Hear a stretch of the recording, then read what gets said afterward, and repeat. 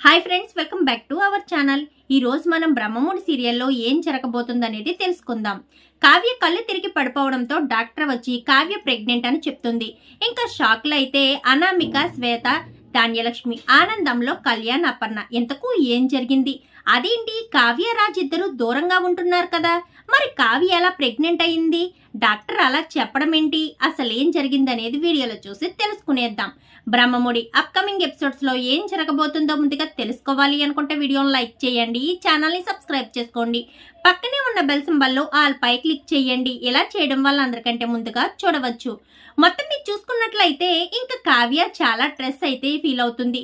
ఎందుకంటే అటు ఆఫీస్ వరకు ఇటు ఇంటి వరకు చూసుకుంటూ మధ్యలో శ్వేత గురించి ఎక్కువగానే ఆలోచిస్తుంది.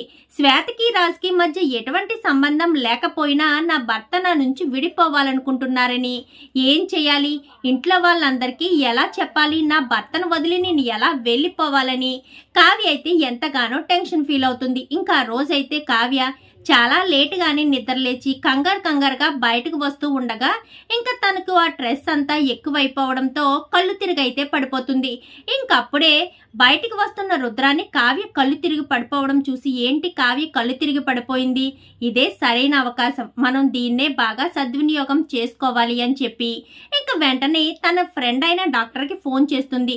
కావ్య కళ్ళు తిరిగి పడిపోయింది, నువ్వు వెంటనే అర్జెంటుగా ఇంటికి రా, వాళ్ళిద్దరి మధ్య ఏం జరుగుతుందో ఏంటో తెలుసుకోవాలి, ఇంట్లో వాళ్ళకి చెప్పాలి అంటే కావ్య ప్రెగ్నెంట్ కాకపోయినా ప్రెగ్నెంట్ అని చెప్పు అని చెప్పనేసరికి, అదేంటే ప్రెగ్నెంట్ కాకపోయినా ప్రెగ్నెంట్ అని ఎలా చెప్పాలి, అలా చెప్తే ప్రాబ్లం అవుతుంది కదా అని చెప్పనేసరికి, ముందు నువ్వు చెప్పు, తర్వాత నేను చూసుకుంటానని చెప్తున్నాను కదా అని చెప్పి రుద్రాని చెప్పడంతో ఇంకా కావ్య పడిపోవడంతో గబగబా రుద్రాని అయితే వచ్చేస్తుంది. ఏమైంది కావ్య అంటూ ఇంకా కంగారుగా కావ్యం తీసుకెళ్ళి అయితే బయట సోఫాలో పడుకోబెడతారు. ఇంకా రుద్రాని ఫోన్ చేసిన డాక్టర్ అయితే రానే వస్తుంది. ఇంకా కావ్యను టెస్ట్ చేసి తను ప్రెగ్నెంట్ అని చెప్పడంతో ఇంకా మిగిలిన వాళ్ళు ఎలా ఉన్నా కానీ కళ్యాణ్, అపర్ణ ఇద్దరు, ఇటు ఇందిరాదేవి అందరూ కూడా సంతోషపడిపోతారు. ఇంకా మరో పక్క ధాన్యలక్ష్మి, శ్వేత, ఇంకా అనామిక కంగారు పడిపోతూ ఉంటారు. ఏంటిది కావ్య ప్రెగ్నెంట్ అవ్వడం ఏంటి అని చెప్పి కంగారు పడిపోయేసరికి కావ్యకు కూడా స్పృహ వచ్చేసరికి ఏమీ అర్థం కాదు.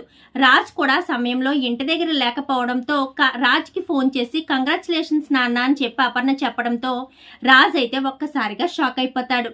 కావ్య ప్రెగ్నెంట్ కావడం ఏంటి, కావ్య నేను దూరంగా ఉంటున్నాం కదా, అంటే నేను ఇలా శ్వేతతో కలిసి నాటకం ఆడుతున్నట్టే కావ్య డాక్టర్తో కలిసి నాటకం ఆడుతుందా, నా నుంచి విడిపోవడం ఇష్టం లేకే కావ్య ప్రెగ్నెంట్ అని ఇలా నాటకం ఆడి శాశ్వతంగా నాతో కలిసి ఉండిపోవాలనుకుంటుందా, అసలు ఏంటి కావ్య ఇలా చేస్తుందని రాజ్ అయితే చాలా కోపంగానే వస్తాడు.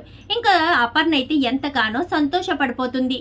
కావ్య ఇష్టం లేకపోయినా కావ్యను కోడలుగా అంగీకరించింది, రాజ్ కూడా భార్యగా అంగీకరించాడని ఎంతగానో సంబరపడిపోతుంది అపర్ణ. ఏంటి మమ్మీ ఎక్కడుంది కావ్య అని చెప్పనగానే, గదిలో రెస్ట్ తీసుకుంటుంది నాన్న అని చెప్పనేసరికి, సరే మమ్మీ నేను కావ్య దగ్గరికి వెళ్ళి వస్తానని చెప్పాను కానీ వెళ్ళు ఏం జరుగుతుందో అది చూస్తాను అంటూ ఇంకా రుద్రాని అయితే మనసులో అనుకుంటుంది. కావ్య గదిలోకి రెస్ట్ తీసుకోవడానికి వెళ్ళి ఇంకా వెనకాలే ఇంకా రాజ్ కూడా వెళ్ళేసరికి తలుపులు వేసేస్తాడు. ఏం జరిగిందని చెప్పాను కానీ, ఏంటి కావ్య అసలు నీ ఉద్దేశం ఏంటి, నువ్వు ప్రెగ్నెంట్ అని చెప్పడంలో నీ ఉద్దేశం ఏంటి, నేను శ్వేతతో కలిసి మా ఇద్దరికి పెళ్లి జరగబోతుందని ఎంతో సంతోషపడుతుంటే నువ్వేంటి ప్రెగ్నెంట్ అని చెప్తున్నావు, అంటే ఇంట్లో అందరికీ మన ఇద్దరి విషయం చెప్పాలని అనుకుంటున్నావా, తెలియచేయాలని అనుకుంటున్నావా అంటూ మాట్లాడేసరికి, నేనేమీ చెప్పలేదు, అయినా నేను కళ్ళు తిరిగి పడిపోయి ఉంటే నేను డాక్టర్ని ఎలా పిలుస్తాను, నేను డాక్టర్తో కలిసి ఎలా నాటకం ఆడతాను, నాకు కళ్ళు తిరిగి పడిపోవడంతో ఎవరైతే పిలిచారో వాళ్ళని వెళ్ళి అడగండి, అప్పుడు మీకే అర్థమవుతుంది కదా అని చెప్పాను కానీ, ఏ డాక్టర్ అని చెప్పనేసరికి నాకు తెలీదు అని చెప్పాను కానీ, బాగా గుర్తు చేసుకో, నువ్వే కదా టెస్ట్ చేయించుకున్నావు అని చెప్పాను కానీ, అదే స్వప్నక్కను చూడడానికి వచ్చారు కదా ఆ డాక్టర్ గారు అని చెప్పనేసరికి, సరే నేను డాక్టర్ని వెళ్ళి కలుస్తానని చెప్పాను కానీ, మీరు ఒకటి ఆలోచించుకోండి, డాక్టర్ దగ్గరికి వెళ్ళి కలిస్తే తర్వాత వచ్చే ప్రాబ్లమ్స్కి నేను సొల్యూషన్ అయితే చేయలేను, తర్వాత ఏ ప్రాబ్లమ్స్ వస్తాయో మీ ఇష్టం అని చెప్పాను కానీ, అయినా డాక్టర్ని అడిగి నిజాలు తెలుసుకుంటే నేనెందుకు ప్రాబ్లమ్స్ ఫేస్ చేస్తాను, ఎటువంటి ప్రాబ్లమ్స్ రావు అంటూ ఇంకా రాజ్ అయితే చాలా కోపంగానే ఉంటాడు. ఇదంతా రుద్రాని గమనిస్తూనే ఉంటుంది. ఎందుకంటే వాళ్ళిద్దరికీ మధ్యలో ఏమీ లేదన్న విషయం రుద్రానికి తెలిసే డాక్టర్తో కలిసి ఇలాంటి ప్లాన్ చేసింది. సో ఇంకా రుద్రాణి అయితే గొడవ జరగాలి, కావ్యరాజుల మధ్య ఏమీ జరగట్లేదని ఇంట్లో వాళ్ళందరికీ తెలియచేయాలి అని చెప్పి రుద్రాణి అయితే ఎదురు చూస్తూ ఉంటుంది.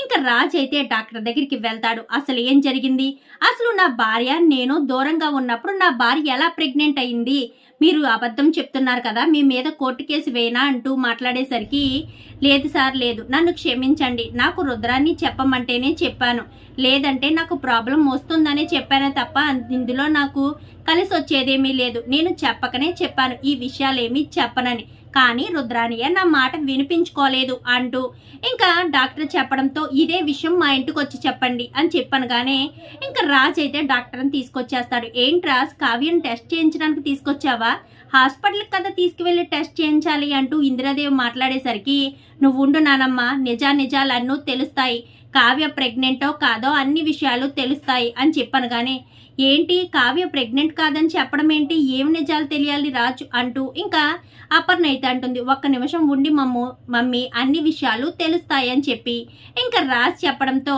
డాక్టర్ మీరు చెప్పండి అసలు కావ్య నిజంగానే ప్రెగ్నెంటా అంటూ మాట్లాడేసరికి నన్ను క్షమించండి మేడం, కావ్య నిజంగా ప్రెగ్నెంట్ కాదు, కావ్య కళ్ళు తిరిగి పడిపోవడంతోనే రుద్రాని నాకు ఫోన్ చేసి కావ్య ప్రెగ్నెంట్ కాకపోయినా ప్రెగ్నెంట్ అని నన్ను చెప్పమంది, అందుకనే నేను అలా చెప్పానే తప్ప ఇందులో నా తప్పు ఏమీ లేదు అంటూ చెప్పేసరికి ఒక్కసారిగా ఇంట్లో వాళ్ళంతా షాక్ అయిపోతారు. కావ్య వంక చూస్తారు. ఇటు రాజు కూడా ఈ ప్రాబ్లం ఇక్కడతో సాల్వ్ అయింది, చూసావా మమ్మీ కావ్య ఇదంతా చేసింది అని చెప్పాను. కానీ కావ్య చేసింది కరెక్టే నాన్న, అంటే మీరిద్దరూ ఇంకా దూరంగానే ఉంటున్నారా, కావ్య నువ్వు సంతోషంగా ఉండడం లేదా, పైకి మాత్రమే మీ ఇద్దరు ప్రేమగా ఉంటున్నట్టు నటిస్తున్నారా రాజ్ అంటూ ఇంకా ఇందిరాదేవి మాట్లాడేసరికి అయ్య బాబోయ్, ఇప్పుడు వరకు నేను ఏదో సాల్వ్ చెయ్యాలి అనుకున్నానే తప్ప ఇలా నా కొంప మీదకే వస్తుందని అనుకోలేదు. కావ్య చెప్తూనే ఉంది వదిలేయండి, ఇక్కడతో వదిలేయండి అని, కానీ నేను వినిపించుకోకుండా దుమ్ము రేపినట్టుగా అయ్యింది అని చెప్పి రాజ్ అయితే అనుకుంటాడు. చెప్పు రాజ్ ఏంటి అంటూ మాట్లాడేసరికి కావ్య అయితే చెప్పానా, నేను ముందే చెప్పానా, మీరు నా మాట వినిపించుకున్నారా ఏంటి అంటూ మనసులో అయితే అనుకుంటుంది. చెప్పు రాజ్ ఏంటిది, ఏం చేస్తున్నావు, నువ్వు కావ్య దూరంగా ఉండడం ఏంటి, చెప్పు రాజ్ అంటూ ఇంకా రుద్రాన్ని మాట్లాడేసరికి ఏంటత్త ఇదంతా నువ్వు కావాలనే చేసావు కదా, కావ్యకి నాకు మధ్య ఏం జరగట్లేదన్న విషయం నీకు తెలిసే డాక్టర్ ద్వారా అబద్ధం చెప్పించి ఇదంతా నువ్వే కదా చేసావు అంటూ మాట్లాడేసరికి అవును రాజ్, నువ్వు ఎన్ని రోజులంటూ ఇంట్లో వాళ్ళని మోసం చేస్తావు, అమ్మ ఇటు వదిన అందరూ కూడా కావ్య నువ్వు సంతోషంగా ఉన్నారని అనుకుంటున్నారు, వదిన ఎప్పుడు కావ్య అంటే ఇష్టపడిన వదిన కూడా కావ్యను కోడలుగా దగ్గరికి తీసుకుంది, అలాంటిది నువ్వు కావ్యను భార్యగా ఎందుకు దగ్గర తీసుకోవట్లేదు అంటూ రుద్రాన్ని కూడా చాలా మంచిగా మాట్లాడేసరికి ఇంకా అందరూ షాక్ అయిపోతారు. చెప్పు రాజ్, అత్త అడుగుతుంది కదా, మొట్టమొదటిసారిగా మీ అత్త మంచి మనసుతో కావ్యను నిన్ను కలపడం కోసం ఇంత మంచి పని చేసింది అంటూ ఇంకా ఇందిరాదేవి మాట్లాడేసరికి ఏంటమ్మా ఏంటి నువ్వు మాట్లాడేది అని చెప్పాను. కానీ అవును కదా రుద్రాని, ఎప్పుడు కూడా నువ్వు మంచి పనులు చేసింది లేదు కదా, ఇప్పుడు కావ్య రాజు ఇద్దరు దూరంగా ఉంటున్నారన్న విషయం మాకు తెలీదు, నువ్వు ఈ ప్రెగ్నెంట్ నాటకం ఆడడం వల్లే కదా వాళ్ళిద్దరూ దూరంగా ఉంటున్నారన్న విషయం మేము తెలుసుకున్నాము అంటూ ఇంకా ఇందిరాదేవి అనగానే నేను కూడా ఇలాగే చేసుకొచ్చానా, వీళ్ళిద్దరూ దూరంగా ఉంటే ఏంటి దగ్గరగా ఉంటే నాకెందుకు, నోరు మూసుకుని ఉంటే సరిపోయేది అని చెప్పి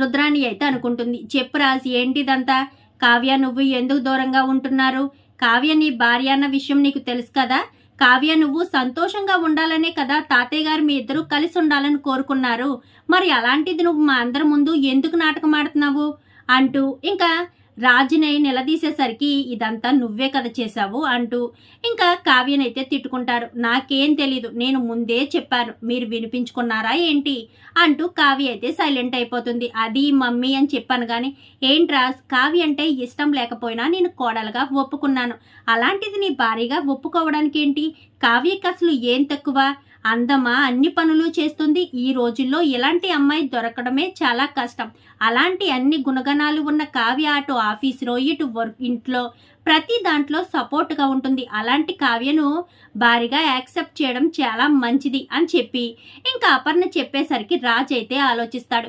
ఇప్పుడు ఇంట్లో వాళ్ళందరికీ తెలిసిపోయింది, కావ్యను వదలడం అయితే అస్సలు కుదరదు. మరి ఇప్పుడు రాజ్ ఎటువంటి నిర్ణయం తీసుకుంటాడు? మరి రాజ్ను కావ్యను కలపడానికి ఇంట్లో వాళ్ళు ఏం నిర్ణయం తీసుకుంటారు? అసలు ఏం జరగబోతుంది అనేది రాబోయే ఎపిసోడ్స్లో చూసి తెలుసుకునేద్దాం.